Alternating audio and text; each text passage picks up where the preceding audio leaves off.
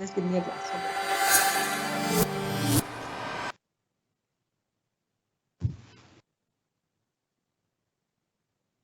water. Good evening, viewers. I'm Dr. Pramod from Bharat Serums and Vaccines Limited. So I welcome you all for the ART Masterclass Season 2. We had last year we had our ART season Masterclass Season 1, which was a huge success. We had 60 interesting topics with eminent speakers. This year we are going big. We are going to collaborate with ISAR for the ART Masterclass Season 2, and we have a surprise for you that we are going to have ICOP credit points for each session as well as ISAR certificate for each session, and we would also be giving a special certificate from ISAR for completing the entire 12 sessions. We'll be having 12 interesting topics from given by thought leaders in the field of infertility. So today we have to the first session of ART Masterclass Season 2 on the topic of recurrent implantation failure. So we have with us Dr. Seema Pandey, who is going to moderate the session. She is the director of Seema Hospital and Eva Fertility Clinic and IVF Center in Azamgarh. She is the president of Azamgarh OBGY Society. She is the National Executive Committee member of ISAR 2018-22. She is not only being held in top positions, she is also a co-author for various chapters in reputed books. She is a co-editor for Foxy Handbook of Drugs in Infertility. Her key interest is in infertility, reproductive entrepreneurship, PCOS, and early pregnancy failure. Not only that, she's also an avid social worker. She's been spreading awareness about PCOS and adolescents' health in schoolgirls through health checkups and camps, and giving talks in various NGO-led initiatives, that is Surabhi. So with this, I welcome Dr. Seema to take the session. Dr. Seema, over to you. Thank you so much, dear. Good evening, friends. On behalf of Team ISAR 2021 and our academic partner Bharat Serums and Vaccine Limited and our technical partner DocSpace, I welcome you all to this ART Masterclass Season 2, Episode 1. Friends, recurrent pregnancy loss has been such a topic which has been eluding for all of us all the time. Whatever we know and learn doesn't seem enough. Today, I am here with a person, a great academician who is teacher of teachers and plays an instrumental and key role in my journey of becoming a reproductive medicine specialist. Though she has many accolades and awards, which I will read later, but she has been the instrumental part in creating first IVF baby and first baby from frozen oocyte for Northern India. I welcome Professor Dr. Abha Majumdar. Madam is Director, Center of IVF and Human Reproduction, Sir Ganga Ram Hospital, New Delhi, India. She has received President's Medal for Best Medical Graduate of year 1970 to 75. She has received award from DMA on Dr. B.C. Roy's birthday, Outstanding Contribution to Medicine in 1999. Vikas Ratan Award by Nations Economic Development in 2002 and Chikitsa Ratan Award by International Society Study Circle in 2007.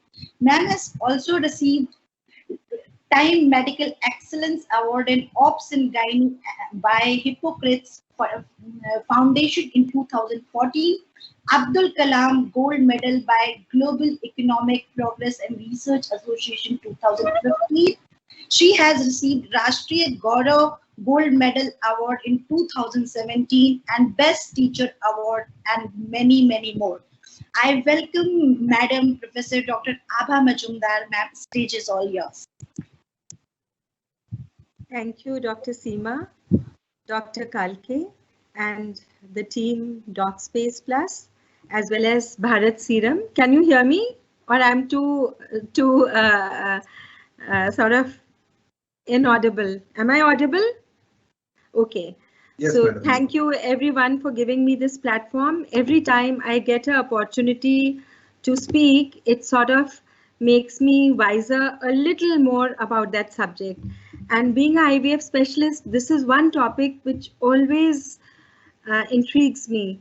Why? Why is such a beautiful embryo and such a nice endometrium and yet an implantation doesn't happen? Why does this patient doesn't get pregnant? What is wrong?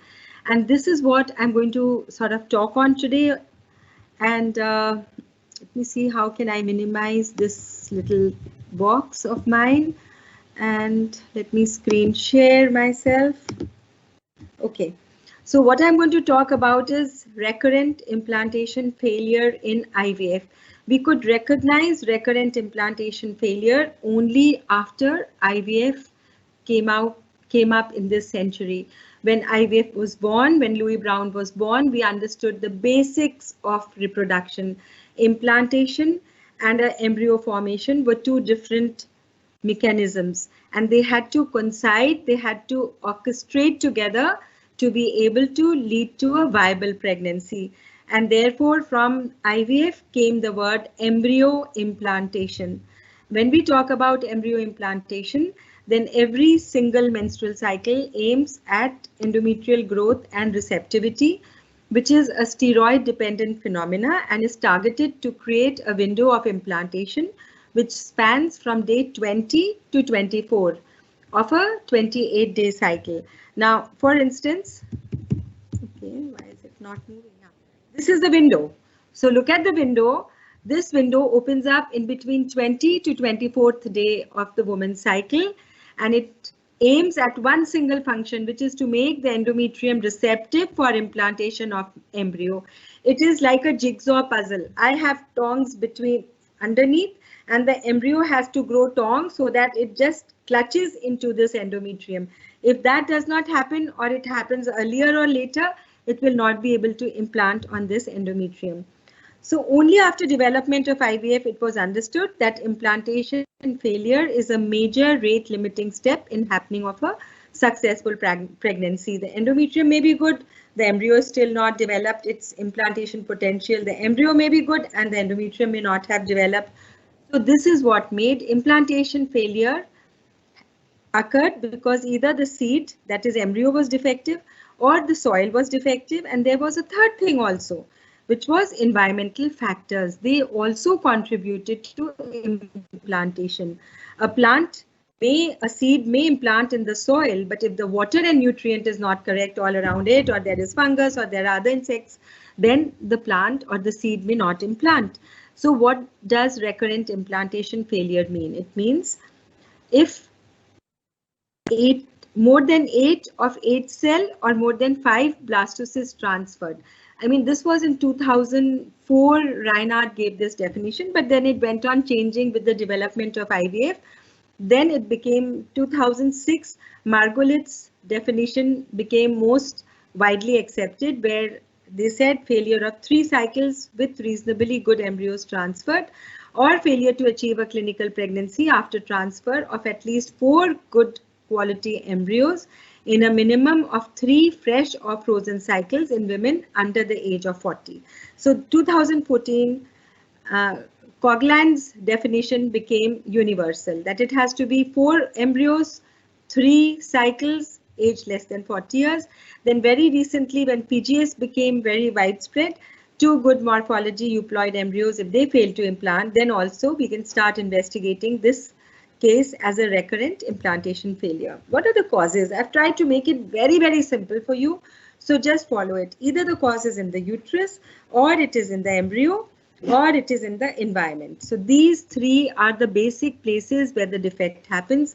In the uterus and its cavity, the endometrium could be thick or thin, or there could be in the surrounding area, adenomyosis, fibroids, which obstruct the blood flow reaching to the endometrium, or there could be genetics which is altered, or microbiota around it which don't let implantation happen. If we go to the embryo, then it is a morphology of the embryo, growth dynamics which makes the embryo good or bad. Then the embryo has to hatch before it implants. And if the embryo is not normal genetically, it is not euploid, then also it may fail to implant. In the environment, what is important? Not the uterus, around the uterus, in the body of the woman. Hydrosalpinx or endometriosis also reduces the power of an embryo to implant an endometrium. Then there could be immune factors in the body of the woman, or thrombophilia, which means increased probability to clotting whenever loose blood flow happens, like in placental villi. Or again, parental karyotype may lead to an embryo which is not normal and hence failure to implant. And a stimulated cycle also sometimes is the reason why implantation failure has happened. But then if these three things don't happen, what happens? Then we have another category which is called as unexplained recurrent IVF failure. You've taken care of all these things and still it is not implanting, then it goes into the fourth category. So let us see, what can we treat? Well, endometrial defects, yes, we can treat a lot of them. Whether selection of a good embryo, yes, we can do that also. And environmental factors in the form of endometriosis, hydrosalpinx, immune factors, karyotype, all can be taken care of. So endometrial defects can be treated as in medicine. Every line of medicine, every specialty of medicine has generally a surgical, medical, and genetic way to treat. Same thing with endometrial defects. There's either surgical correction, medical correction, or genetic correction. Then how do we do about the embryo? We make an embryo. We look at the embryo which is best by its morphology and growth dynamics. Then we try to make an embryo which sustains life in vitro till the blastocyst stage. And we can also help hatch the embryo before we transfer. And we can also do a genetic testing of the embryo to know that we are putting in a euploid embryo. Environmental factors, I'll talk about it when we come to it. So treatment of uterine endometrial defects, I told you, is surgical, medical, genetic. Every branch has just these three lines to follow, and so does this have. So uterine defects, let us see. We are going to talk about all uterine defects or endometrial defects. Surgical, what can you do? You do a hysteroscopy to deal with all endometrial cavity problems. And you do a laparoscopy to take care of adenomyosis, which is localized adenomyoma, or a fibroid which you think is interfering. So surgical treatment limits itself to hysteroscopy, laparoscopy. Laparoscopy mainly to treat around the endometrial area, which means the muscle of the endometrium for treatment. Then we come to medical treatment. We treat both type of endometriums. If it is thin, there'll be failure to implantation, and if it is thick, again it will fail to implant an embryo. Thin endometrium, we have two principles of treating or making an endometrium better, which appears thin. One is increase the blood flow to the endometrium, and two, give something that stroma would proliferate and make it thicker. So all the drugs which are given in today's medicine for this do either of the two functions or both. Thick endometrium is very easily treated by progestogens, and once it becomes normal, then we can go ahead and transfer. Then comes, okay, then what is thin endometrium treated by? I made a list: vaginal sildenafil, baby aspirin, pentoxifylline, vitamin E, GCSF, GM-CSF, PRP. And then we come to the third thing is genetics. What do we see in genetics? We look at a test called endometrial receptivity array. Now, what is this? This only tells us whether you need more progesterone exposure of your endometrium than the embryo age, or you need less progesterone exposure of the endometrium than the embryo age. And therefore, these patients would generally present as unexplained infertility earlier. And then when you put in an embryo, blastocyst into 5 days of progesterone, and the embryo doesn't implant, and you do a genetic testing and you find the receptors which had to open have not opened. And the test says that you have to give more progesterone, maybe 1 day more, maybe 2 days more. So that is what ERA tells us. And microbiota, I told you, if we have fungus or other bacteria in the soil, a seed may not implant. The same thing, if the microbiota is not normal, then an embryo may not implant. And we have started looking into these genetic aspects also about implantation. So this is all about uterine endometrial defects. Let's come to two important things which I wanted to put into your mind. Implantation failure and thin endometrium are not similar conditions. A thin endometrium, implantation failure is a normal looking endometrium may fail to implant an embryo. This endometrium would be good triple line, 7, 8 or 9 millimeter or 10 millimeter, would have good blood flows. So that endometrium fails to implant, then we say this is implantation failure. If a thin endometrium is there, then our embryo can still implant into that. And we have reports that endometrium as thin as 4.6 and 5 millimeters have implanted endometrium. So here, by virtue of thin endometrium, maybe embryo is not implanting, but it doesn't say that thin endometrium will always lead to implantation failure. So now we go to the second set I said was an embryo. How do we select the best embryo? One is morphologically, we've selected the best embryo. What did we see? Whether it's cleavage stage or a blastocyst, we look at equal blastomeres, minimal fragmentation, cell number is equivalent to embryo age, what was expected. Then blastocyst transfer definitely gives the most robust embryo will reach a blastocyst stage and will implant best. Why? Because there is genomic activation which occurs in blastocyst. We can select the best embryo and therefore it has the highest implantation. Then another method is embryo growth and dynamics by time lapse. So a morphologically good embryo grown up to blastocyst, if even qualifies the test on a time lapse machine, that means embryo growth occurs exactly how it is defined to happen hour after hour and day after day, then we can further select a better embryo by morphokinetic growth without removing it from culture at all times. Then assisted hatching is another thing which one can do to increase the implantation rate, especially in frozen embryo transfer. And this is mostly indicated in a small subset of women, like previous recurrent implantation failure, frozen embryo where the zona appears very thick, or the age of the woman is more than 37 and she is the one who's given her egg for making an embryo. And the last is pre-implantation genetic screening. However, this is gaining more and more importance today because we can select a euploid embryo with the highest implantation rate. So this is all about a good embryo, all you need to know. Then we come to the environment, which I said was miscellaneous factors. Environment.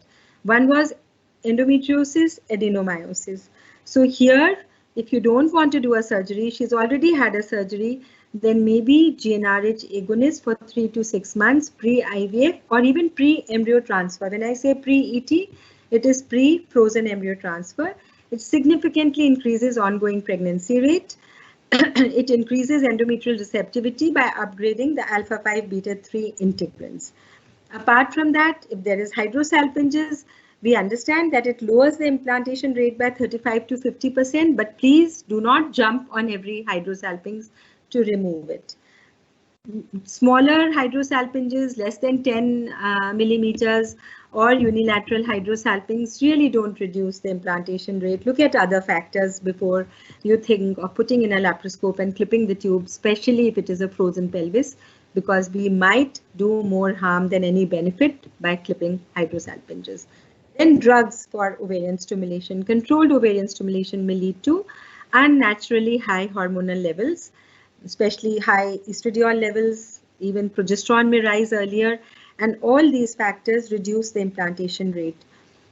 Frozen embryo transfer with hormone replacement treatment or natural cycle IVF has less endometrial advancement and defect, and therefore a lot of times in a fresh embryo transfer, pregnancy has not happened with the same type of embryo being used in the COS cycle, whereas in a frozen cycle, the same quality, same person's embryo implants beautifully.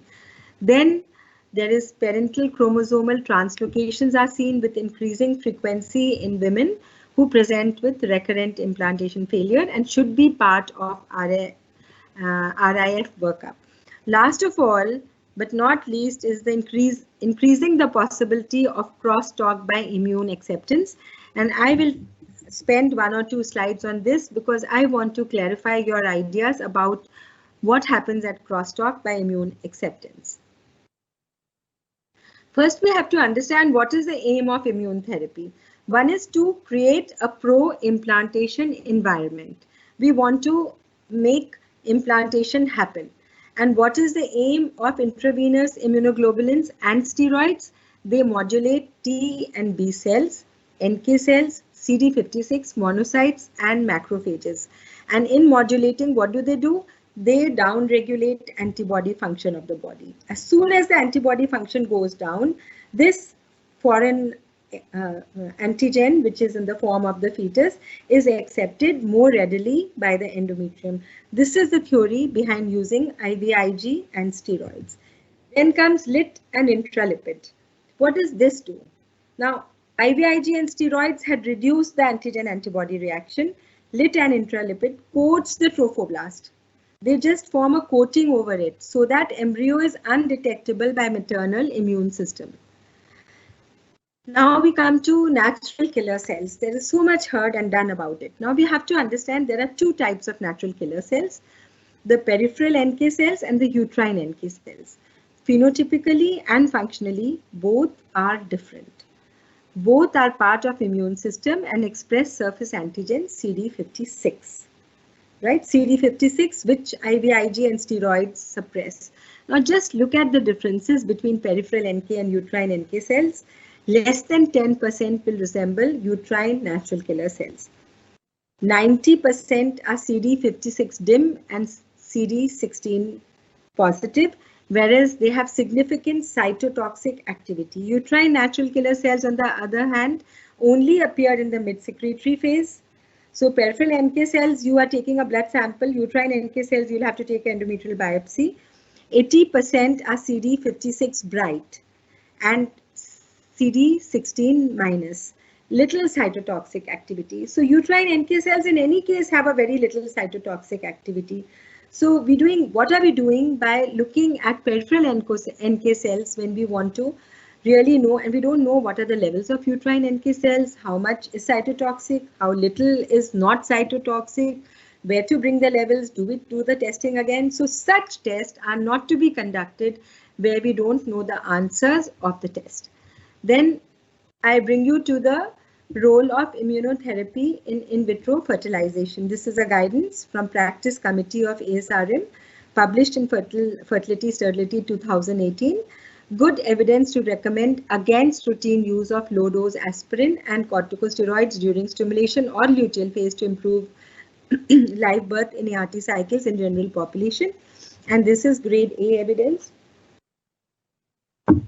There is insufficient evidence to recommend for or against local GCSF or systematic GCSF or GMCSF or IV fat emulsions or IVIG administration to improve endometrial thickness or clinical pregnancy rate with IVF. Routine immunological testing is not recommended in general ART population till clear-cut association is established between the two. Till we do not know 100 blood sugar is the cutoff and more than 100 shows diabetes and less than 100 no. Similarly, we need a clear-cut guidance that this level of immunological activity shows that this fetus will be accepted, more than this will reject the fetus. There is no use to do any test and give treatment. And even I thought I should bring in APLA, the low molecular weight heparin, which is being used so commonly in all RIF cases. Although association between APLA and IVF failure, that is antiphospholipid antibody syndrome, and IVF failure has been suggested in some retrospective studies, no association has been seen in prospective studies summarized, and this is a large list of studies which I have not brought in here because it will just add more text to the whole presentation. Assessment of APLA is not recommended in couples undergoing IVF, and therapy is not justified on the basis of existing data till now. So coming to the last part, I'm coming to, what is unexplained RIF? Like I started, when we have a problem in the uterus, we say, oh, the reason is here. When we have a problem in the embryo, we say, oh, the reason is here. When we have it in the environment, we again are able to say, okay, this is the reason that recurrent implantation failure is happening. But if you find nothing in the environment and we don't test immune factors, thrombophilia, and we've done parental karyotype, which is normal, and we've also resorted to a frozen cycle so that the effect of COH or controlled ovarian stimulation could go away. So what remains is unexplained RIF. Now patients who still don't implant will be categorized under this rather than trying to give them a diagnosis of immune factors or other things and treat them empirically. So we don't know what is the treatment of unexplained RIF, and endometrial scratch has been, sort of thought in that maybe this will treat those cases where we find no defect. You just do a scratch in the previous cycle and you'll find. But then a lot of work recently has come up on this, collecting all the retrospective studies, getting into randomized controlled trials. What is the basis of scratch? One theory is that endometrial scratching causes some sort of inflammatory response within the endometrium, similar to a scratch in other part of the body. You scratch your skin and you'll find that there is a little redness of the skin. It is likely that wound healing response following scratch improves cytokine release of endometrium and makes it more likely for an embryo to implant and create a pregnancy. So this is how people thought about scratch. And they started doing in the previous cycle, in FET cycles, they did it in the same cycle, in IUI cycles and unexplained infertility. So there is a lot of evidence which is there for scratch. There is evidence which says yes, scratch benefits, and there is evidence which say no, scratch has no benefit. So we are still standing where we were. However, in September 2018, we had a meta-analysis. The conclusion of the meta-analysis was that endometrial scratch may improve IVF success in patients with 2 or more previous embryo transfer failures undergoing fresh ET. So they came back to another theory. They said scratch only helps if the patient is undergoing fresh ET. The endometrial scratch injury timing and technique seem to play a crucial role in determining its effect on embryo implantation. Then came in the PIP studies, the People for Pregnancy studies. And here there were 3 randomized controls trials which were taken over a lot of centers. And it was a multi-center trial. And the conclusion was endometrial scratching did not result in a higher rate of live birth than no intervention among women undergoing IVF. So where are we? We are still where we were. So if there is an endometrial receptivity problem, we can do a hysteroscopic correction, we can do a medical correction. If there's something in the wall of the uterus which is obstructing the blood supply to the endometrium, we can treat it either by medicines like GnRH agonist or remove the fibroid or adenomyoma surgically. And at last, for the endometrium, we can do a genetic test which is known as endometrial receptivity array or look at the microbiome. Embryonic defects, well, you look at your fertilization technique, you look at your embryo quality, select your best embryo, whatever you use for it, whether time lapse or morphological selection. You can even assist hatching, and a PGS can be done. Environmental factors, as I told you, endometriosis, hydrosalpinges can be taken care of medically or surgically. Immunotherapy like IVIG, lid, steroid or intralipid, aspirin and heparin is still not recommended presently, though we keep trying one after the other things in cases of unexplained RIF where nothing works. Tailoring the stimulation to milder protocols and frozen ET is one method, but now frozen ET in a natural cycle is the way out for most cycles rather than tailoring stimulation to milder protocols. And what remains is unexplained RIF. Scratch, we are still finding a way out of scratch. We don't have answers to this. With this, I come to the conclusion. Embryo selection is very important. I repeat again and again that a poor embryo leads to IVF failure, not to implantation failure. We will call it implantation failure when we've selected or we have really a good quality embryo, which means it has good number of cells, it has minimal fragmentation, it has reached a blastocyst stage, it is hatching, euploid, morphokinetically a good blastocyst. When we look at endometrium, then again we look at it in terms of growth, perfusion, pathology within the cavity or surrounding it, as well as the endometrial microbiome and genetic alteration in the window of implantation. We need to rule out environment in the form of hydrosalpinges, unilateral, bilateral, endometriosis stimulated cycle, and supranatural hormonal environment before embryo transfer when we have had 1 or 2 implantation failures before. After that, the environment should not be considered an absolute cause of RIF, as a good embryo can overcome environmental factors leading to successful implantation. So don't get after the environment. Yes, we need to correct it, but look at it. How much does it require correction? And if you feel that it can be, ignored because it's minimal problems which are there, then a good embryo should be able to implant. And unexplained RIF continues to remain an enigma for which we need to find answers. Thank you very much for a patient hearing. Thank you so much, Professor Abha ma'am, for your elaborate and crisp talk on such an intriguing topic like recurrent implantation failure. Your talk was, your modality, your management part was not only evidence-based, but it was so simple to understand for the viewers. I hope all of them, they have really gained something out of this talk.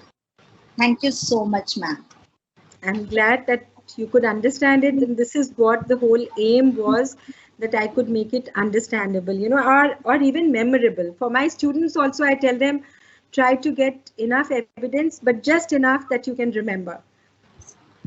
That was the case. It was crisp, simple to understand, though everything was there. So I would just invite viewers for their questions if they are interested in asking anything from Professor Abha Majumdar. She is very much here with us.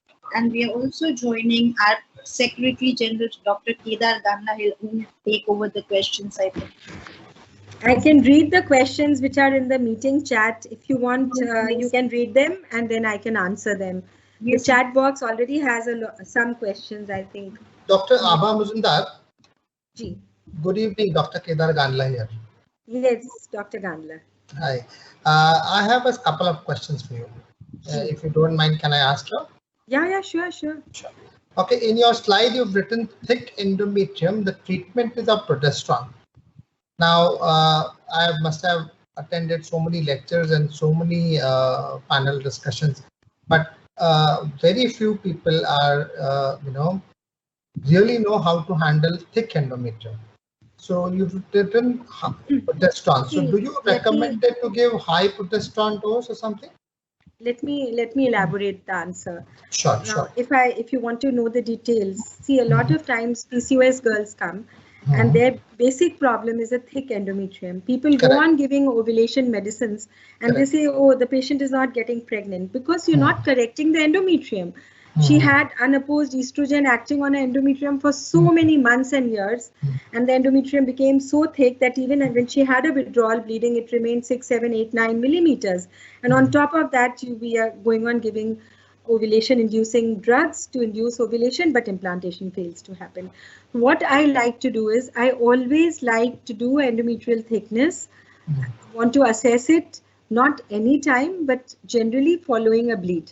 Whether it's a withdrawal bleed, a spontaneous menstruation, or an intermittent bleeding. At any time, if I find the endometrium more than 4 millimeter, it is an abnormal endometrium. If she is bleeding, she needs to shed it to 4 mm or less than that. If it is more than that, this needs consideration. Now, if it is more than 7 mm, then please beware that this girl could be really having some type of hyperplasia. So on your notes, I always like to write hysteroscopy, because once when I was much younger and I did not write and the patient came back with endometrial cancer 1 year later, my senior only told me one thing, Abha, if you would have written hysteroscopy there or a DNC and biopsy, probably she would not have just gone lost for 1 year. So I feel that if endometrium is thick, you give progestational agents, but don't take it too easily. You give her, I would give her for 25 days, 24 days, 20 days, whatever. One progestational agent which I use very, very commonly is norethistyrone. And it is like 10 milligrams twice a day, but in cases where I get with atypia, I use Endase or Megase. Endase, the dose is 160 milligram a day. So this is a very high potency progestational agent.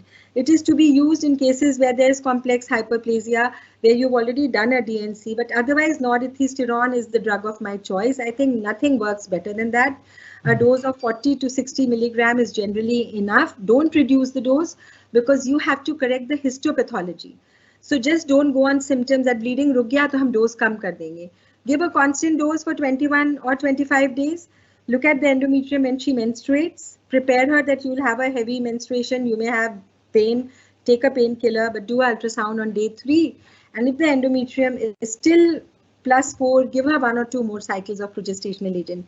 Then start the process of embryo transfer or ovulation induction, whichever.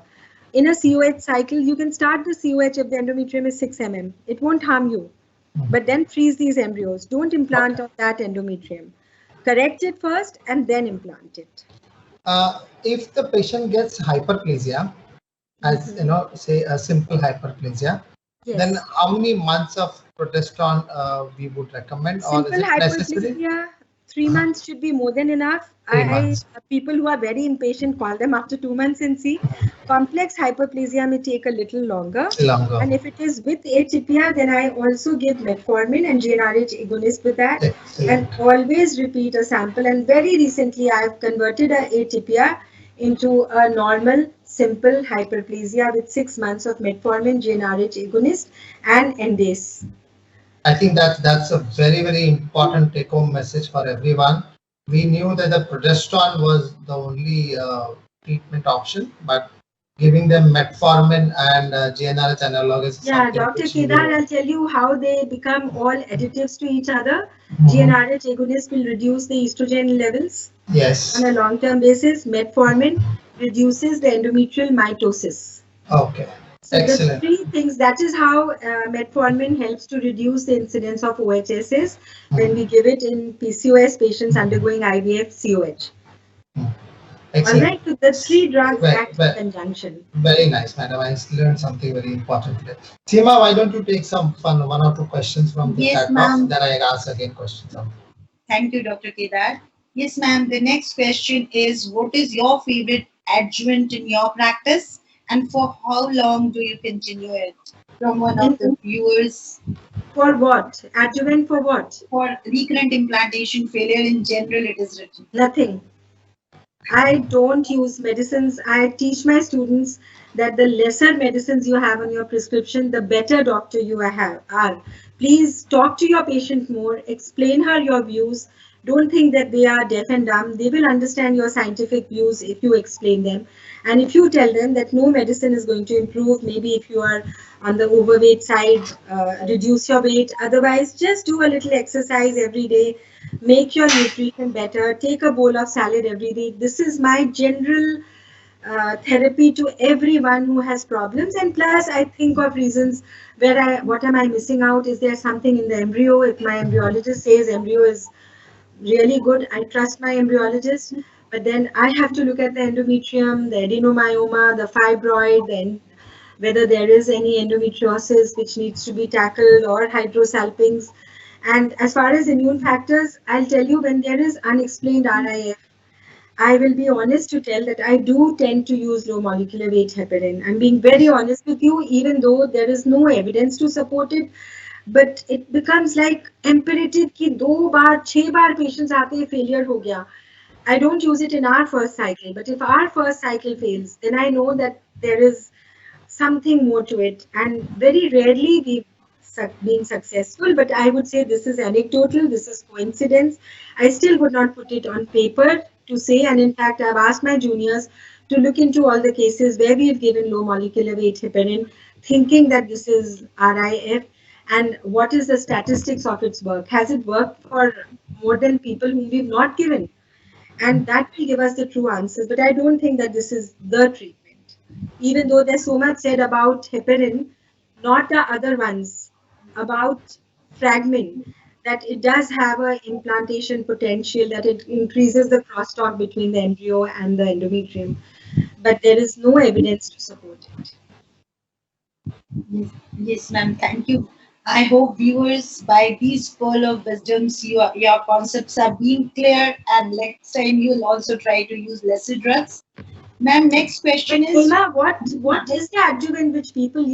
I would like to know, because I really don't know of adjuvant which could help RIF. What is it? What you would suggest, or what Dr. Kedar would suggest? Adjuvant for RIF. Yes, ma'am. You made a beautiful embryo. Your endometrium is sitting there looking good. What adjuvant will you use? These are two best things which we can expect to have, ma'am, in general and routine scenario. And for those patients who are having recurrent implantation failure and you are not getting, as you have already told about unexplained RIF, then and there also these things, they do not work more We've than tried Scratch unfair. also. We've tried Yes, Scratch. ma'am. I've Next tried question Scratch. is on Scratch only. What is Mhm. the best day for doing Scratch? See, I again, when I have no way out, I resort to Scratch and low molecular weight heparin. According to papers and research articles, what we've seen is that in cases where you're going to do a fresh transfer, Scratch in the previous cycle luteal phase, mid luteal, is suggested. And that is where what we do when we do a ERA test, we tell our patients that we would want to do a transfer, even though it's a frozen transfer, in a subsequent cycle. And maybe taking the ERA will scratch your endometrium also, and it might also have a therapeutic value, whatever the ERA result may be. Two is in unexplained infertility. In patients who are undergoing IUI, the recommendation is any time in the follicular phase, a scratch can be done, maybe 3 days before IUI or 7 days before IUI. Yes. So I think it's clear. Next question is, does ovulation stimulation protocol use of any particular preparation affect implantation? Yes, very severe high stimulation will affect implantation if we try to do a transfer in the same cycle. So controlled ovarian hyperstimulation with very high E2 levels might reduce the implantation potential. It's a very well-known fact of an embryo in a fresh cycle. Madam, the next question is the one which I was going to ask you. First of all, do you believe in this embryo endometrial microbiota, the whole thing which has come up now? And if at all, first of all, can we diagnose it? And secondly, whether how we can treat it? See, ERA is there for now quite some years, which is endometrial receptivity array. And the genetic receptivity is known by that, by the number of progesterone, the genes up and down regulated. They see if the implantation window for the embryo is opening at the same time when you're going to implant your embryo. So I somehow feel that may have an impact on embryo implantation, and I like to do it in my cases of RIF if two good embryos have failed to implant, two good blastocysts. Whether they are euploid, aneuploid in a young woman, I wouldn't even take euploidy as a criteria. But we do a elective single embryo transfer in our center for the last 3 years. So if two good embryos at two instances have failed to implant, I will definitely undertake a ERA test. But as far as microbiota is concerned, this is a newer concept, and I don't know how much importance to sort of give on this. It makes the whole thing more expensive. It takes the cost to almost 85,000. And as a lot of people say that why don't you give something like a probiotic, endometrial genital tract probiotic like Ecoflora, and just treat the patient. So I really don't know about it. I'm sorry, because I've done a few microbiome tests and I found a deficiency of probiotic and normal microbiota. So it did not recommend. I just did maybe 3 or 4 and then I left doing it because I thought it is not so important. We are putting in a lot of pressure and cost on the patient. So when I find there is a recurrent implantation failure, I don't hesitate in giving them something like Ecoflora twice a day for a month, which is a probiotic for the uterine endometrium. But everyone has to see for themselves. If your patients want that everything should be excluded before you go in, there is no harm in doing it. And if you get a result which supports treatment, then go ahead with treatment. If you get a result which says all is normal, then you don't need to give any treatment. It depends on patient to patient also how strongly they want to investigate you. And it also depends on you how much you convince them about the reliability of the test. I convince them to ERA to some extent, but I have still not been starting to convince them about the microbiome. Okay. So the next question is the role of DNA fragmentation index in RIF. I have gone through a lot of literature search to see DNA fragmentation in RIF, and it is not recommended by any guidelines, either American, Canadian, RCOG. Nobody has recommended DNA fragmentation testing of the sperms you're talking, right? Absolutely. Because in IVF there are a lot of sperm sorting techniques, whether you use PXC or you use magnification or you use sperm sorter.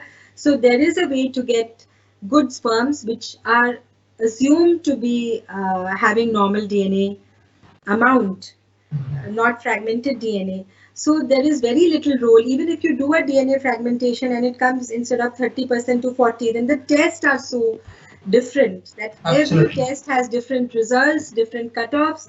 You don't know what to believe. And then what do you treat? I mean, whatever you give after that, you repeat a test, then you take them for IVF. How would it help? The only thing I feel is use a good method to select your sperms, and that should Absolutely. be good enough in cases of RIF. I think that is the correct. I would be putting my bet into that. Any abnormal spermatogenesis, or if you have an abnormal sperm factor or a recurrent IVF failure, please use some kind of a sperm sorter. Yes. So that you can use a better quality sperm. Right. Madam, there is a question. In FAT cycle on day 9, a dominant follicle is there. This doctor has not written about the endometrium. Can I change HRT cycle into modified natural cycle by giving SCG? See, when will there be a dominant follicle? Try to understand. If you've started the HRT in adequate doses from day 2 or 3 of the cycle, then this is a cyst. It is not a follicle. But if you've started it in a stepward manner where you give 1 tablet a day and then you go to 2 tablets a day and then you go to 3 tablets a day, 4 days, 4 days, 4 days, then there is a reason that some folliculogenesis might happen and a follicle may skip your HRT because it was not in doses enough to suppress the pituitary. Then this is a true follicle. If it's a true follicle, please leave HRT. But I don't suggest on day 9 to switch over from one to other because this follicle may not be producing any estradiol and you may waste the patient's cycle. So consider it a follicular cyst if you've given HRT in adequate doses starting right from day 2 or 3 to suppress the pituitary to produce any considerable gonadotropin to select a follicle to grow. Absolutely. Seema, next question you want to take? Dr. Seema? Yeah, Dr. Kedar, please continue. No problem. No, I want you to take the next questions. Okay. So, does ERA really help and your experience? Yeah, my PG for FNB is now evaluating this, and she's looking into all my ERA cases because I do quite a bit. So whenever a patient gets pregnant after ERA, we say, oh, ERA has worked, but we need to see how many don't get pregnant after ERA. That is what she's now taking out as data. And one little association which I found is that if the patient truly has had tuberculosis of any part of the body before, may it be lung, genitals, intestines, urinary, these patients are more likely to have a ERA which is modified to a pre-receptive. That means they need more progesterone. One patient required 9 days progesterone for a blastocyst and she got pregnant in the 6th time. So all these anecdotal things keep here being in my mind, and they are what which affect my decision making. And I feel that, if a patient is failing repeatedly, please do a ERA and find out. And we do it in very selected patients. This is one thing, Dr. Pandey, I want to make very clear here, that you have to be sure that it is not an IVF failure, it is truly an implantation failure. You have made sure the endometrium is good, no other, the embryo is really a good embryo, and repeatedly the embryos are failing to implant. That is when after 2 cycles we undertake ERA, the cost comes to 40,000, and it is worth spending this money rather than, and in these selected patients, especially they have a history of tuberculosis treated earlier, I have really found most of my ERAs show a pre or post receptive. Maybe 10 or 15% come as normal. So that means I'm selecting my cases very, very strongly to get such a high rate of pre and post receptive ERA. I think that is the most important. Yes, so ERA is not for every case. We So, have to madam, make sure. Yeah. next question is why it is recommended that the endoscatch will work in a fresh cycle and not in FET? I really don't know. I wish I knew the answers. This is a randomized controlled trial, and this is this is the analysis which said that it when they looked at the difference when in FET cycles they saw that they did scratches, the pregnancy rates remained same between scratch and no scratch, whereas in fresh cycle when they did a scratch before starting COH, it made a difference. So it is just the paper which has been selected. Absolutely. We have to look at the numbers which were there in the papers. How good was the randomization? So if you see all the papers which are pertaining to scratch, recently even Mohan Kamath has been a part 2 unexplained infertility and IUI cycles. You'll see the papers are very low quality. The evidence is grade C. So it's low quality papers with a lot of heterogeneity, with less, they're not homogeneous. They don't have strong points on which we can say, yes, this paper is important and we will take this view forward. This is a problem happening with these, the scratch, and it's such a simple thing. You must read a paper on scratch, just go into the literature. I'm forgetting the person who published that scratch is so easy. Are we riding the horse too high to say that, we can't fall? What is it that, what are we hiding behind a scratch? How can implantation failure be treated like with a simple method like scratch? Or are we overusing it? Are we underusing it? Are we over recommending it? Can we lead to problems with scratch of endometrial infections, of abscesses, of other things? So you must read these papers. If you just go to scratch and read in the last 4 years, very good literature has appeared and you will find this paper which I'm talking about. Sure, madam. Madam, kindly give your opinion on multiple fibroids not indenting the endometrial in RIF. Yes, this is a controversial point, and I'm glad you brought it over because you see, it is if the small fibroids are there and they are all far away from the endometrium, it has to be the bulk which sort of reduces the endometrial blood flow. Why do we say in a septum there is less implantation? If there is a septum in the uterus, then all the blood vessels which are reaching the septum, the spiral arterioles disappear by the time they reach the endometrial surface. And that is why if implantation happens, abortion happens more commonly. With the fibroid also a similar mechanism happens if the fibroid is big enough. So 4 centimeters have been stated by some, a little more, but if there are collective small fibroids in an area which make a volume of more than 4 cubic centimeters, maybe those fibroids might be hampering implantation. But as such, multiple small fibroids of 1-2 centimeters, I don't think should be considered as hampering. They are spread all over the uterus, should not hamper the blood flow to the endometrium. There is this thing, pale endometrium on hysteroscopy without typical Asherman's. Endometrium still does not go beyond 6 millimeter. What next? See, this is very nice that you've put in a hysteroscope and you've seen. Pallor of the endometrium is your light settings. Please make your light settings of the hysteroscope okay, and you will be able to see whiteness, yellowness, or pink. But I want to just say one thing, that if there's no synechia inside, your hysteroscopy shows that the endometrial cavity is normal, then you can't do anything for this endometrium.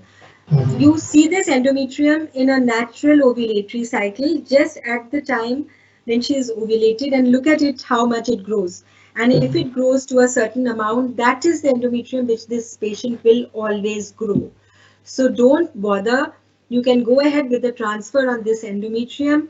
Yes, if there is a history of abortion earlier where surgical curettage was done, then sometimes there is subendometrial fibrosis, calcification, which stops the endometrium from getting its perfusion.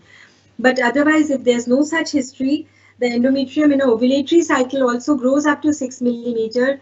Don't tell this patient, I mean, if someone's height is less, it is less. You can't make it grow to 5'6" for everyone. if this is a natural endometrium for the patient, genetically imbibed, with no history of trauma earlier into the endometrium, no history of disease, you've done a hysteroscopy, you've done a endometrial biopsy, you've seen no evidence of any infection, then just go ahead and transfer in this endometrium. And that is how people have reported pregnancies in endometrium of 4.6, 5 and 6. Unless you don't go ahead with the transfer and you go on trying to improve the height of the endometrium, height may never improve in that case. But hysteroscopy is a must. I think the point was very correct. The timing of hysteroscopy is something is very important. Otherwise, we see a lot of hysteroscopy report, saying pale endometrium, and when the lighting is very important. Or it must be done immediately post-menstrual. The endometrium is very less. Yes. Madam, the next two questions are on some drugs. One is the newer folic acid preparation, that is tetrahydrofolic, the role in implantation failure, and role of Visulon in implantation doses. Is Dexa better than Visulon? I don't think any of the steroids are recommended in implantation failure, whether it is Dexa or it is prednisolone. Correct. Two is folic acid, and tetrahydrofolic acid may be important in patients who have a problem with metabolism of folic acid in their body. These are very rare patients who have children who show a lot of congenital abnormalities in the first trimester. There we only try to investigate whether folic acid metabolism is a problem, and we look at even the homocysteine levels to see whether there's hyperhomocystinemia and deficiency of folic acid. These are the only places where tetrahydrofolate may be better than the normal folic acid. So, madam, a question from me. Does stress levels and obesity will affect the implantation process? I think hardly. Obesity will affect the pregnancy of the woman. Obesity will have maximum problems in a pregnancy for a woman, leading to first trimester bleeds, abortions, diabetes, hypertension. All type of problems may happen in obese women, but they do get pregnant easily, and implantation failure, obesity should not be a cause for that. What was the second part of your question? One was obesity. Stress. See, stress has a understanding that majority of IVF centers in India do not have a counselor. I don't think stress has so much. Stress, we are over stressing the factor of stress, I feel. And in Indian women, the biggest stress is not to have a child. And when they are going through IVF, they need a lot of talking from their doctor.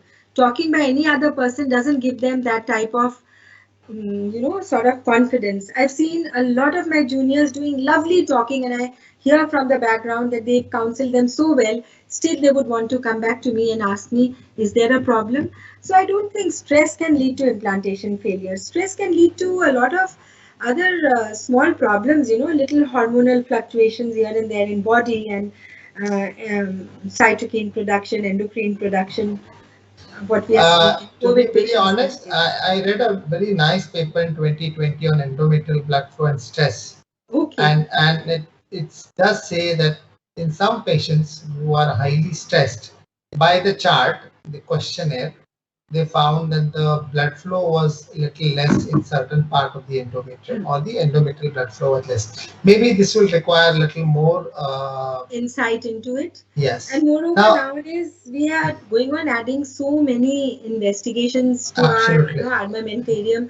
We used to look at endometrium ultrasound, just real-time ultrasound kiya, thickness dekha, triple line dekha, chhod diya. I did blood flows for quite some time, and then I realized that I was wasting time and energy of patients and my ultrasonologist on doing blood flows, because really it was truly the endometrial thickness only which mattered at the end.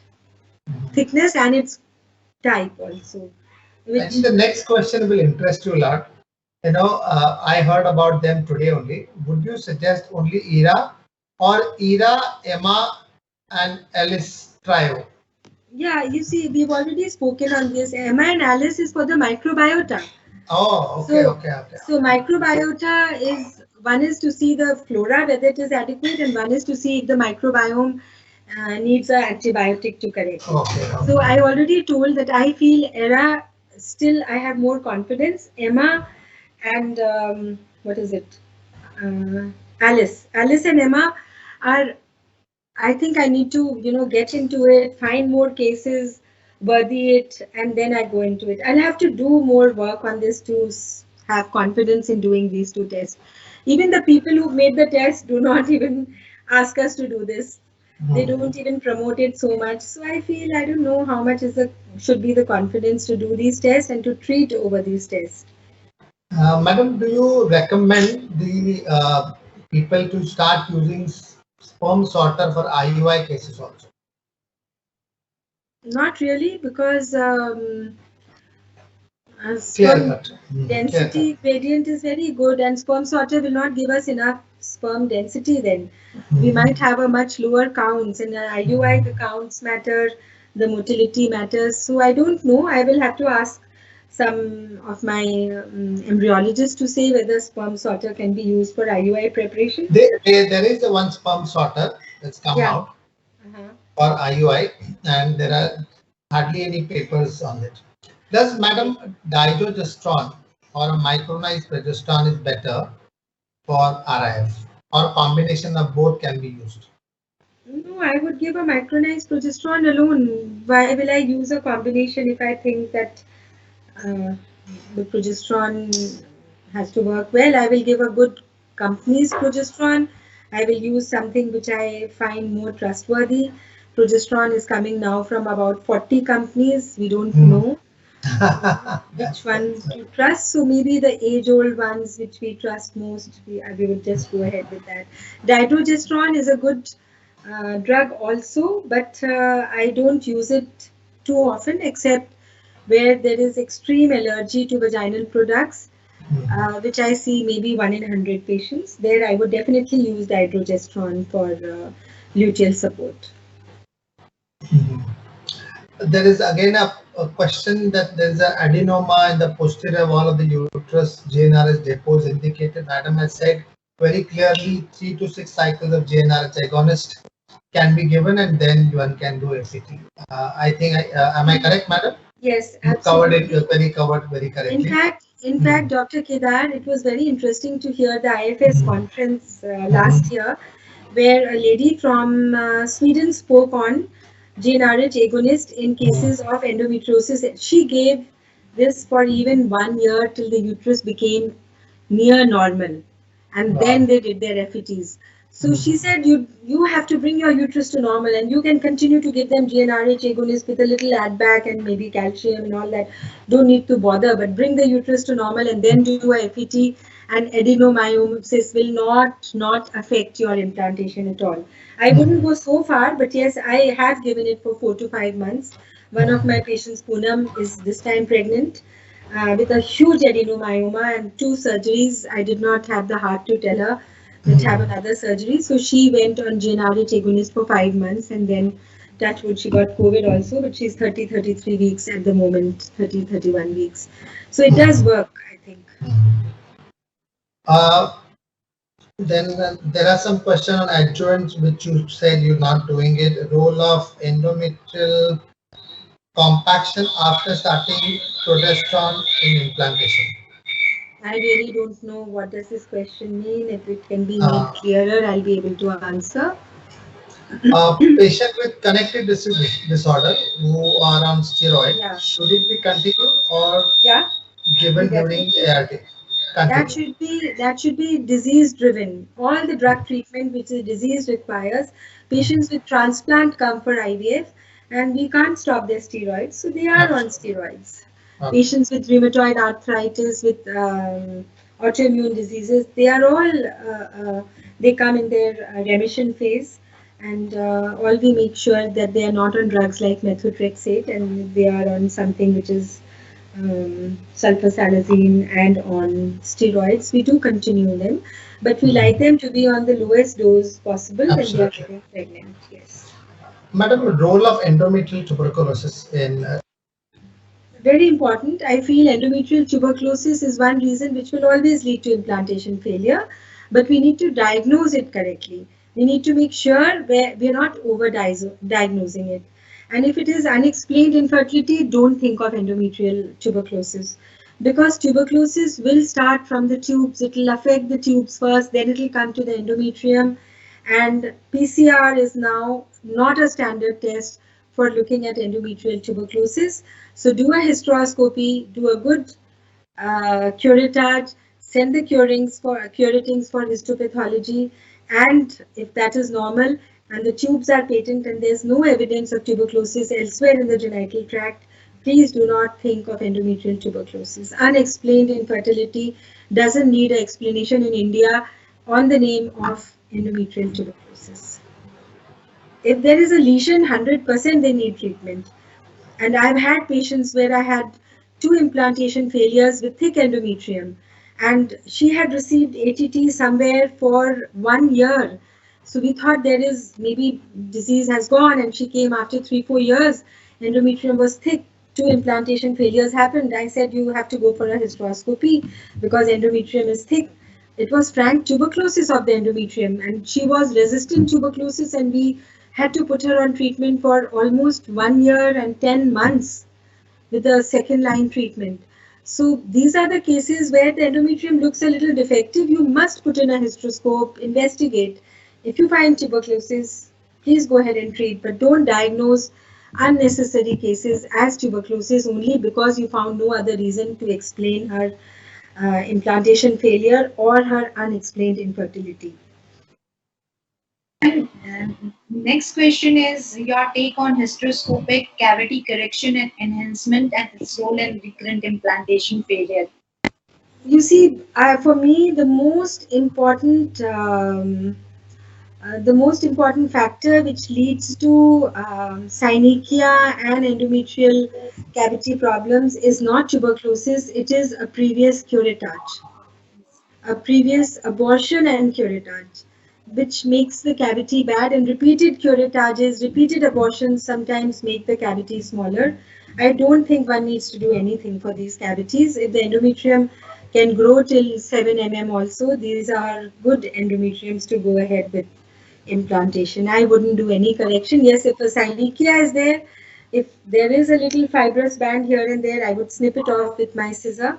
If there is a synechia on the fundus, which is most likely curated very hard by most of us because we don't want our POCs as the final, outcome of the whole thing. So there is sometimes, so much of scraping of the endometrium that there are thin fibrous bands. You just need to see with a hysteroscope and snip them off. And that should be good enough to make the cavity wider. That's all I would do, but not the lateral wall incisions. That stilbestrol is gone where T-shaped cavities were found. I don't know whether those T-shaped cavities, if they come up, whether this will help to cut the lateral walls or not. But before cutting, I think one needs to evaluate ultrasonographically a complete volume assessment of the cavity and the walls, and if one really finds the lateral walls are thick, then maybe cutting of the lateral walls could be a good idea, otherwise no.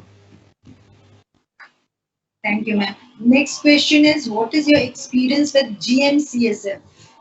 Well, I've used it in my earlier days, maybe 10 years ago, but then the problem is, how can one dose of GM-CSF immediately change the endometrium and make it grow? Endometrium, which grows over 14 days of follicular phase, in 1 day, what magical thing is there which will change? We do not know whether the IV subcutaneous on the intrauterine is more effective. We do not know what dose is adequate.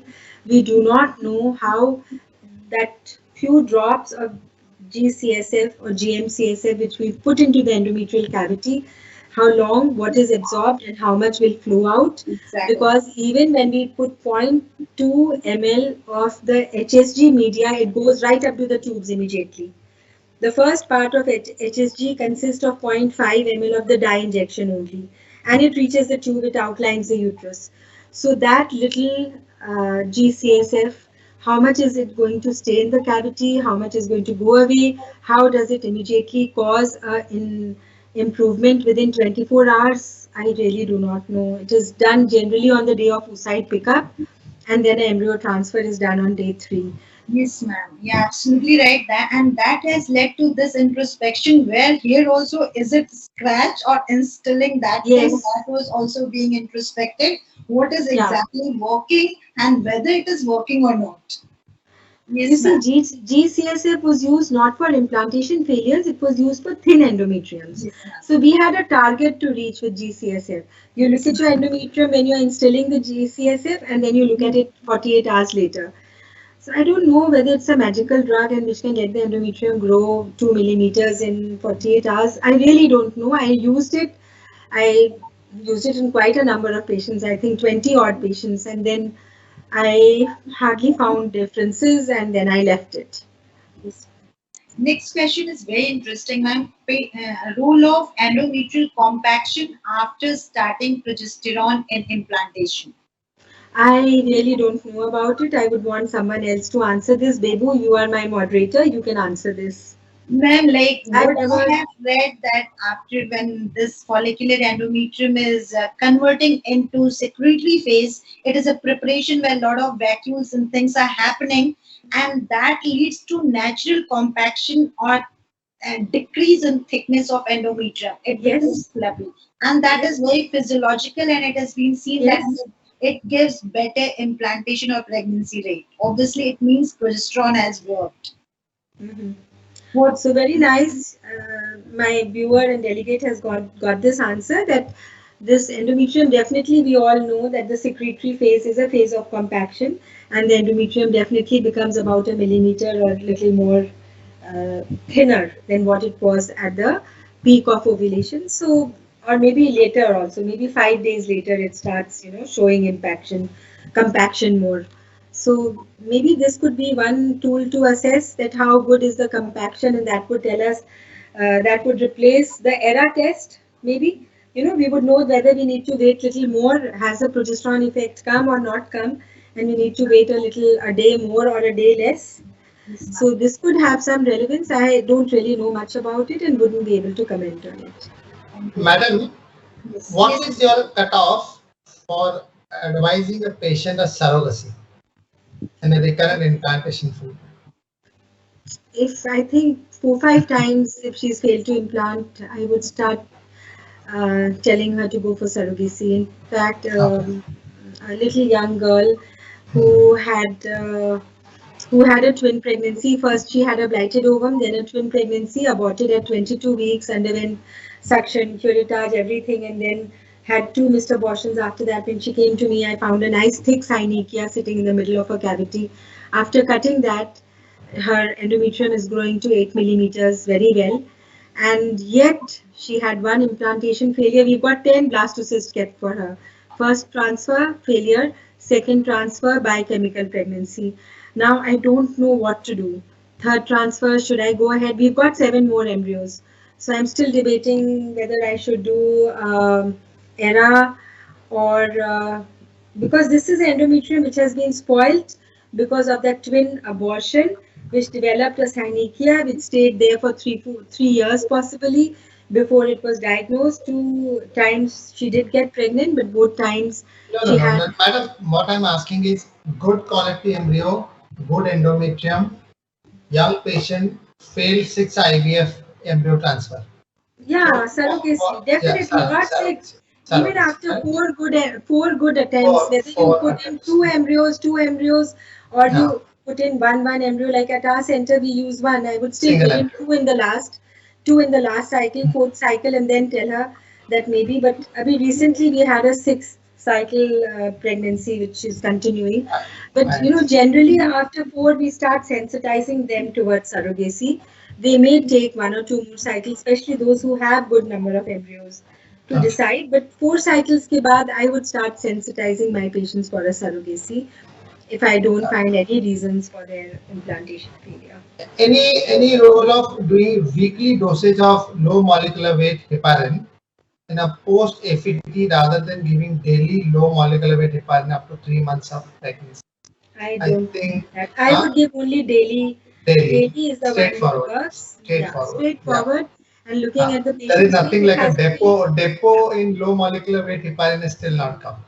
No, Madam, and day 3 or day 5, does it really affect the FET transfer with the date of luteal phase support? Yes, definitely. Day 3 Yeah. has to be transferred after 3 days of 3 luteal days. support. Yeah. And a blastocyst, whether it's day 6 or day 5, has to be transferred after minimum of 5 days of luteal support. Double question. Use of DHEA supplementation in advanced age with RIF, and when do you consider using OD, that is donor oocyte? I want to ask my delegate, when you say older age DHEA is used with RIF, that means you've already done good number of embryo transfers for her. That means she made good embryos. Or are you thinking of... Now they are thinking of taking her up. So that's beforehand. No. Maybe Beforehand, how else. do you say it is RIF? No, You've somebody already else made must embryos. I have no idea. That's the question. So it could be an IVF failure. Please identify an IVF failure from implantation failure. Correct. If one has made good number of embryos, she would go into the category of RIF. If she's not been able to get oocytes or make embryos at all, then that's IVF failure. And then DHEA may have a role in probably giving a marginal increase in one oocyte increase. But nowadays we know that the stimulation protocol, I'm going to give a talk day after tomorrow on a poor responder, where I'll speak of in Tapisar, that is Isar, Tamil Nadu chapter. So there we would really embark upon what is the most recent evidence of giving what drugs. Like people have used so many drugs right, left and center, like patients have been treated like guinea pigs. We cannot do that. I won't let anyone treat me like a guinea pig, nor would I want to treat my patients. So we need to know what is to be given. Yes, DHEAS is not a bad option because it's a very benign drug. It's a nutritional agent. It can be given for 3 to 4 months in any person who's planning to go for IVF and is of older age and has a lower reserve. Hello. Madam, one last question for this. All the IVF specialists, if there is a patient who comes to you for, say, previously 2 failed recurrent implantation failure, okay? So there is first of all, the documentation itself in getting in India is very difficult. Yes. I hope you agree. So in spite of that, the patient has come to you. What should be, because this is the last question, how would you recommend us, all other IVF consultants, from your vast experience, how to manage these patients? The advice, the Number general one, protocol. Dr. Kedar, I'm going to give you one example first before I answer this question. I had a patient who had 48 embryos transferred into her into 6 different cycles, and the last 3 were donor and her embryos mixed because she had a reasonable reserve. And none of them implanted. Twice the beta HCG was positive, and that was because of the HCG injection. The moment you see something like this, you know that you cannot trust the center. Correct. And all we had to do is, I thought, should I do an ERA for her? Should I do something? And I said, let me just do one IVF. First IVF, she got pregnant. She went back. She came back after a year and a half, got her second IVF and is again pregnant and has gone back. So, this is the difference between implantation failure and IVF failure. This is what I want to tell you, that I wish we were more honest with ourselves, with our patients. So, yes, if she's coming from a center where you feel that this report is trustworthy, you have a good discharge summary where you see that good embryos were made, then you would go back and you would want to see, yes, if she has a good reserve, you would make your embryos. If you feel that her endometrium is also fit, she's got no other factor, you will look into all the 3 factors I've told you. That is embryo, whatever the other person has given you, but endometrium and miscellaneous factors you can look for yourself. You can look into them there only with the ultrasound, with the mid-cycle endometrial assessment. If all that looks good and you trust that whatever embryo report she's got should be all right, first you'll stimulate her. I would look at the quality of embryos she's made with us. I would take them to a blastocyst And if I find that embryos are less in number, maybe just 1 or 2 blastocysts, I would prefer to freeze them. And then, depending on how we go, whether I do a ERA test if the patient is very hyper about implantation failure, or I would do a frozen embryo transfer, because a COH cycle in any case will have a lower implantation potential for the same embryo if I have just got 1 or 2 rather than a frozen cycle. And frozen natural cycle is always better than a frozen HRT cycle. But whichever way you go, for pregnancy, a natural cycle is better because it has less perinatal complications. HRT cycle has a higher incidence of, small for weight, premature birth and all those problems. But still, whichever way you go, I would go for a frozen embryo transfer in a woman who's come from a good center, has had 2 IVF failures. FET is preferred, and if I make more embryos, then I would definitely think about, if I make 3 embryos and the cycle is not hyper stimulated, I could go for a fresh embryo transfer.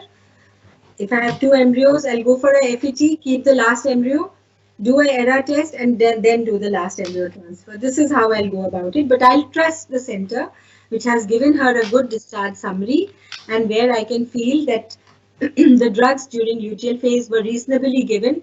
She was not given unnecessary list of a 10 drug discharge summary. Then I know that this is a good center and they've made reasonably good embryos and they have failed to implant. So there could be a possibility that she is a true case of recurrent implantation failure. This is what I want to tell my audience. Look at the discharge summary. I will ask you one pertinent question after I describe. Many of the centers which are located in periphery, or the centers which count their success in terms of how many patients in a batch or in a month become pregnant, they do what is known as, nowadays I've realized, a commercial commercial counseling. Okay. They brainwash the couple's mind that your oocytes are bad, your sperms are bad, your this is bad, your endometrium is bad, and that kind of they go on. So, and the most important thing is, after the embryo transfer, say in a patient of previously 4 or 5 failed cycles, what kind of a luteal phase means after the embryo transfer, what kind of instructions would you recommend to the patient, like bed rest, no bed rest? No bed rest. I just want to know, so that let the audience hear it. Because in spite of we telling no bed rest, they just the doctors still sometimes say take 5 days rest and then start working, or you just be at home and Dr. then start. Gania, for us 15 minutes of rest after the embryo transfer is absolutely great. After that, the patient sits in the lounge, she eats something, she'll get her instructions. On our prescription, we would have, if it's a HRT cycle, we would have 1 folic acid, 1 estradiol tablet, whichever we use, 1 progesterone, which is generally a vaginal progesterone. However, some of my consultants did start 2-day alternate injectable progesterone because of some view which they sort of thought, but my prescription will have only 1 progesterone, that is a vaginal progesterone. And rarely in cases of RIF, I might use a low molecular weight heparin. That also in maybe 5 out of 100 patients. This is the amount. Otherwise, just these 3 drugs are there. And after a blastocyst transfer, they would have their pregnancy beta-HCG on day 10 of the transfer, which means if the transfer was done on 15th, then on 26th, they will go and have their beta-HCG. And then we move on from there onwards. No bed rest. If we do a blastocyst transfer, we know that this blastocyst will hatch an implant in the next 1 to 2 days. So 1 to 2 days of no gymming or no activity in the form of running, walking. But after that, we encourage women to go back to their normal routine activity, especially if they were walking, brisk walking, or even going to a gym, because that increases the cytokine release, which helps in implantation. So a woman who's tied to the bed for 14 days in fear that she will not get pregnant has so much stress in her mind. We have increased her stress level to so high that according to your last study, the blood flow of the endometrium will go down. And if the blood flow goes down, Absolutely. how will the implantation happen? So if a woman has to go to the toilet and you put this stress, you can't walk. What does she do? She gets afraid, she goes to the toilet, runs back to the bed and lies down. This is what patients have told me. That, you know, Yes. and we know that they have to go to pass stools, they have to pass urine. That pressure is much more than just standing and doing your normal household chores. So Correct. bed rest has very little meaning in any case. Just 15 minutes or half an hour should be good enough according to what our practices in my center. The luteal support should have just one estrogen, one progesterone and one folic acid. Some of us do like to add a second progesterone, and that also out of 5 consultants, maybe one does it on an occasional basis. We don't add any other drug to our patient unless she's already on some drug for her previous disease like thyroid or steroid for patients who've undergone an autoimmune type of a disease treatment who are going through that, nothing else. So, you know, the drugs will tell you about the center. The discharge summary will speak a lot about the center. It's very important. You know, our sad part is this, that those who get pregnant don't come back for a discharge summary unless they have frozen embryo transfer because they have to pay for them. So they come back to take their discharge summary. I wish every patient who gets pregnant also comes to take her discharge summary because they are made, but they keep piling up with us. So discharge summary is very important to show the authenticity of your own center, and I feel every center should adopt this. And a summary of the drugs used for luteal support is very important. And that is all. Well, thank you very much, madam. We almost had a discussion of 1 hour after your excellent lecture. Yes. And I request Dr. Seema Pandey to give a vote of thanks. Thank you so much, ma'am, for your wonderful and this patient hearing, and you solved so many queries. And thank you, viewers, for showing such an enthusiasm. And it's because of you that any program or any course becomes successful. So thank you, our partners, Bharat Serum and Vaccines Limited and DocSpace. And thank you, President Dr. Prakash Trivedi and Secretary General Dr. Kedar Ganla for giving me this opportunity. There are two things I would like to add. First, your e-certificate is ready, viewers. You just can get it downloaded ASAP and with 2 ICOG points mentioned on it. And keep tuned in for our next episode of ART Season 2. Thank you so much. Please take good care of yourself. Bye, ma'am. Bye, Dr. Kedar and Bharat Serum team and DocSpace. Yes, Thank you. Thank you for having me here and giving me this opportunity to share my views with everybody. it was wonderful.